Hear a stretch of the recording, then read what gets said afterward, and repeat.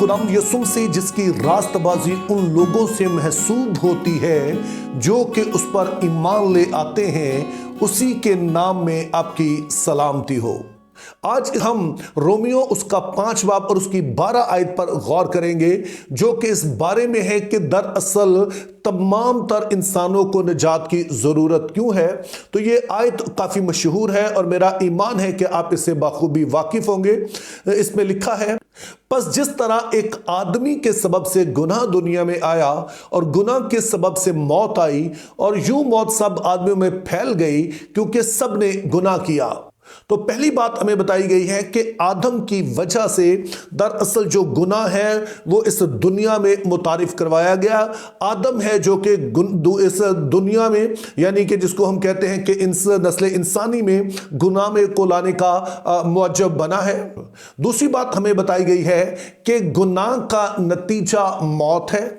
और फिर तीसरी बात बताई गई कि जो मौत है ये यूनिवर्सल एक रियलिटी है, चाहे कोई उम्र का शख्स हो, किसी भी बैकग्राउंड से हो, मौत जो है वो सभी आदमियों में फैल गई।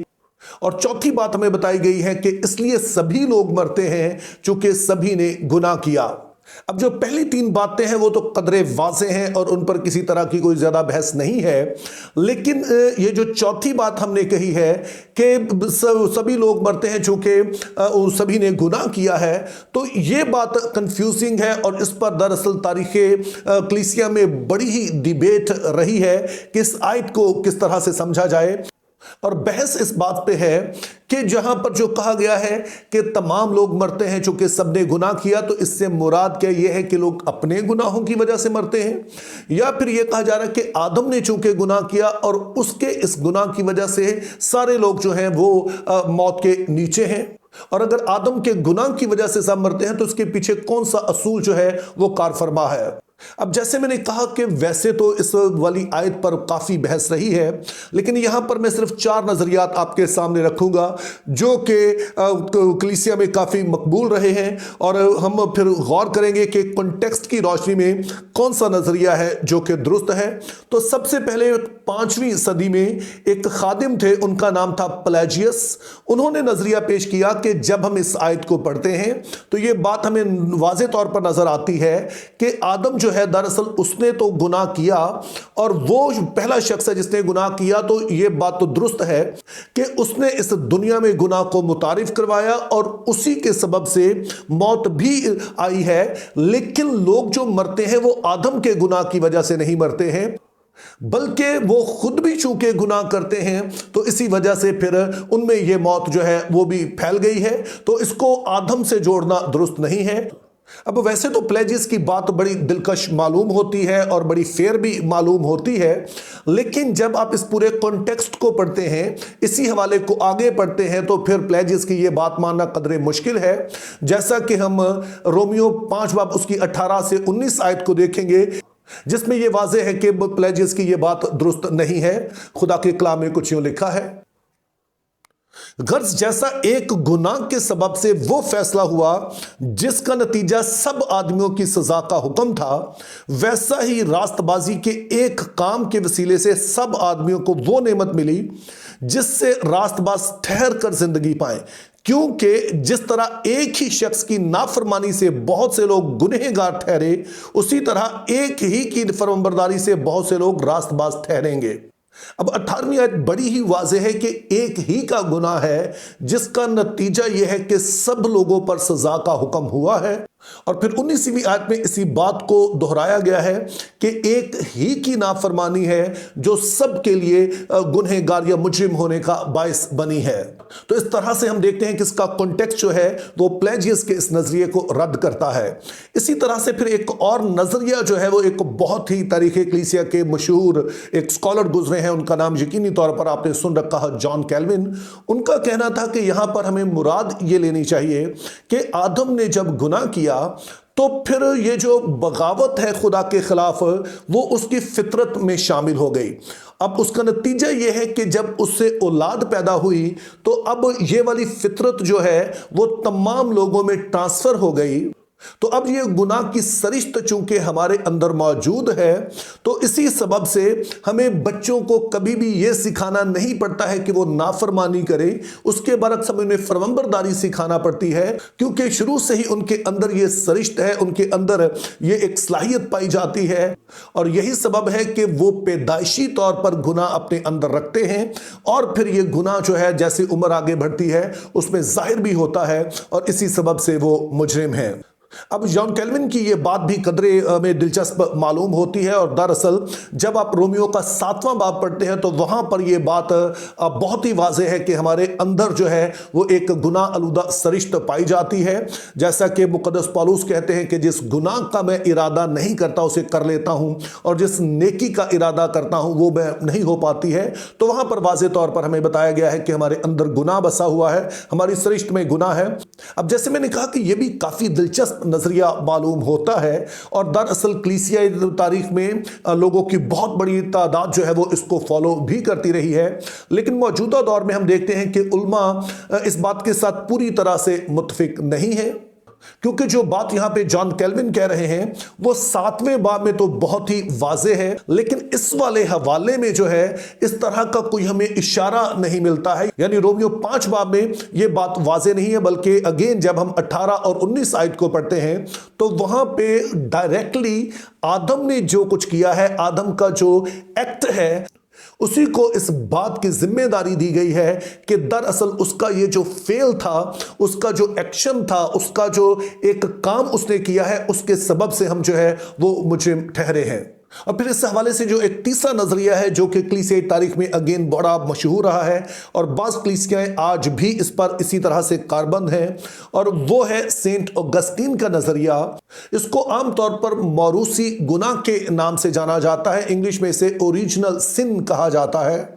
और ऑगस्टीन के मुताबिक आदम का गुनाह हमसे जो महसूब इसलिए होता है, आदम के गुनाह के सबब से हम जो गुनहगार ठहरते हैं, उसका सबब यह है कि जब आदम ने गुनाह किया तो हम भी आदम में मौजूद थे, हम जिस्मानी तौर पर उसमें मौजूद थे। ज़ाहिर है अभी हम पैदा नहीं हुए थे, लेकिन हम आदम के जिस्म का हिस्सा थे। तो आदम में होने के सबब से, उसका हिस्सा होने के सबब से जब उसने गुनाह किया, तो इसी सबब से हम भी खुदा के हुजूर में जो है वो मुजरिम ठहरते हैं।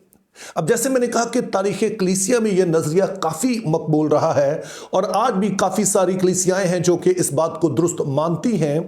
लेकिन एक इसी से मिलता जुलता चौथा नज़रिया है जो कि इस सारा जो कॉन्टेक्स्ट है उसको सबसे ज़्यादा बेहतर तौर पर पेश करता है।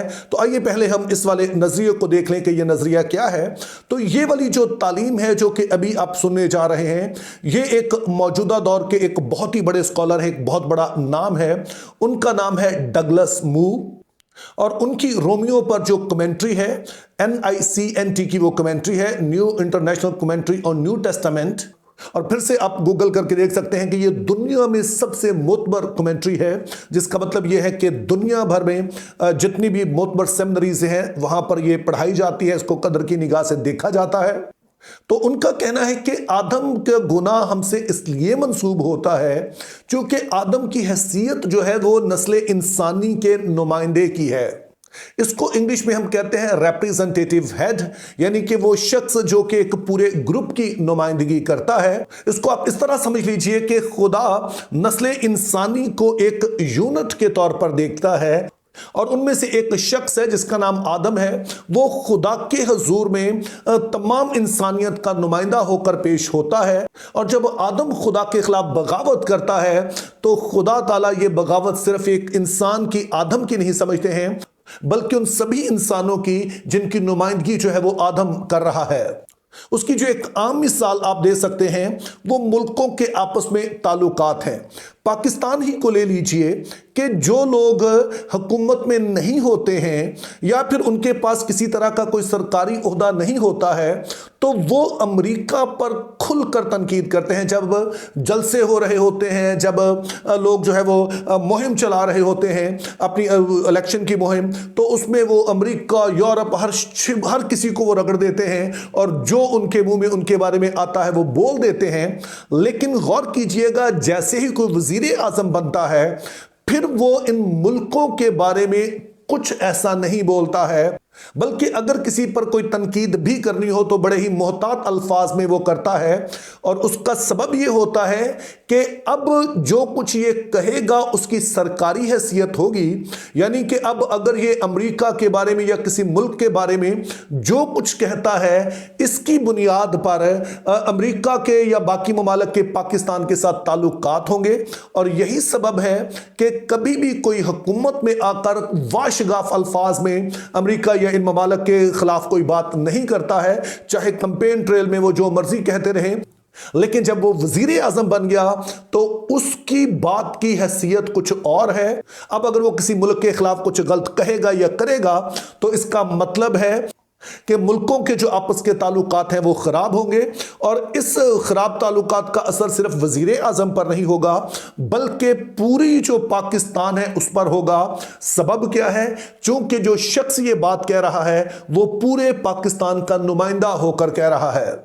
अब जो तीसरे नजरिए की तालीम है उसको मौरूसी गुनाह कहा जाता है। और जो चौथा नजरिया जो कि अगरचे उससे मिलता जुलता है लेकिन इसको कहा जाता है मौरूसी जुर्म, यानी कि हम आदम के गुनाह में शरीक तो नहीं थे लेकिन जो उसने जुर्म किया है उसकी सजा में हम जरूर शामिल हैं क्योंकि वो हमारा नुमाइंदा है। अब ये मौरूसी गुनाह या मौरूसी जुर्म की जो तालीम है इसके हवाले से बहुत सारे लोग जो है वो कंफर्टेबल फील नहीं करते हैं। वो इसको समझते हैं कि ये तो कदरे बेइंसाफी है कि गुनाह तो आदम करे और हम उसके गुनाह में या उसके जुर्म में शरीक ठहरें, तो ये मुनासिब बात नहीं है।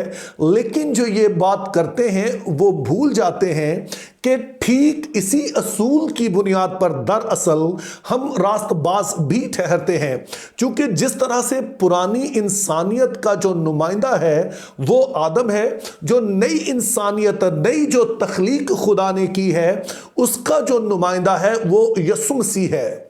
और हमारा नुमाइंदा होने के सबब से जो हैसियत यसु मसीह की खुदा बाप की नज़र में है वही हैसियत हमारी है। यसु मसीह के वसीले से उन्हीं की जो असलीबी मौत है, उन्हीं की जो रास्तबाज ज़िंदगी है, अब वो हमसे महसूब होती है, यानी कि वो हमारे खाते में डाल दी जाती है। चूंकि जिस तरह आदम के गुनाह के सबब से पुरानी इंसानियत जो है वो मुजरिम ठहरी है, जो नई इंसानियत है, जो नया मखलूक बनना चाहते हैं, जो यसु पर ईमान ले आते हैं, वो यसु मसीह में होने के सबब से, इस नई जो इंसानियत का हिस्सा होने के सबब से जो यसु मसीह में पाई जाती है वो भी खुदा के हुजूर में रास्तबाज ठहरते हैं।